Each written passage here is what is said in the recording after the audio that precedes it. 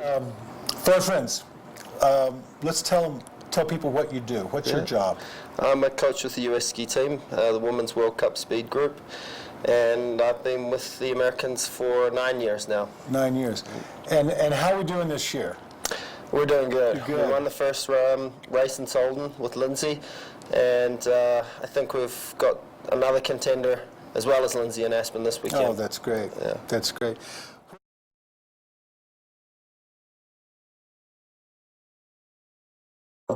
I guess it's come from the carving skis, and you know the actual turn that a carving ski makes is quite radical, and if you spend too much time on the outside ski on a carving ski, you're going to hook up the hill.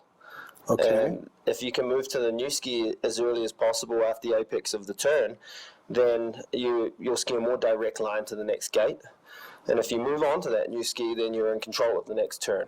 Earlier. Yes, much earlier. Much earlier. Yeah. So you actually can almost come through the transition of the turn, pushing more on that new ski. The hips come through, and then you've got to be patient. That's the other key thing is to be patient into the new turn. So you've got to be patient to the rise line, and then you hit the fall line on that new ski. And by moving into that new ski, the body stays much more square, and then often you just stay square to the ski through the apex of the turn, and then you start releasing into the new turn. As soon as you've hit the apex of the turn and you're level, you can keep, and the feet are underneath you, which is the objective. The feet need to be underneath you, not out in front. You know, like if the feet are out in front of you, you're a little bit too far back, and then you have to wait till the feet come back underneath you. But if you come through that turn with the feet underneath you, then it's there as a lever, and you're just going to push on it straight away. A person who's too far inside in a turn will have the inside ski way in front of the outside ski because they've never engaged the outside ski in the turn. And if you're pushing on that new ski early, then the ski stays square, and then you can keep pushing into that new ski by being patient, and then you don't get that lead change at the gate. The hips don't open up and become counted. So one other thing, the idea of the skivet? Stivet. Stivet, Yeah. or the drift. Stivvy, yeah. Yeah. We call it a stivvy. A stivvy. Yeah. Explain the stivvy Stivet, to me. pivot.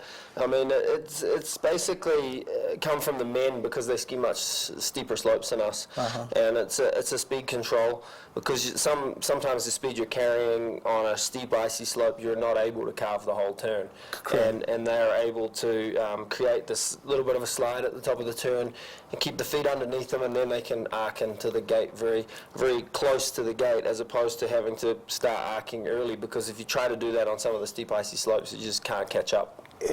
The thing that's really good about it is that you can keep the feet underneath you, so then you have all the power in the boot to push and go with the ski. If you try to carve or have the feet away from you, it's impossible to push into the boot and carve the ski.